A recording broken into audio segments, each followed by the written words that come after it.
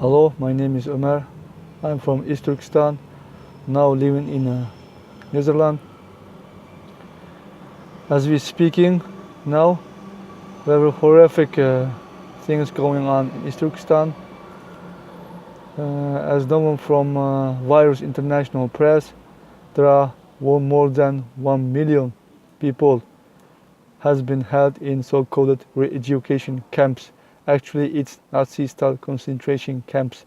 Actually, we as a Uyghur, we as a people in East Turkestan believe the number much greater than this 1 million. That is what's going through people in East Turkestan. And the people from East Turkestan outside world, like me, we are going through psychological warfare. The connection between our relatives, between us and our relatives, parents, brothers, sisters, has been cut more than 2 years, personal for me. For some people, even more than maybe 4 or 5 years. Situation different from the people to people. So people in East Turkestan totally alienated from outside world by China.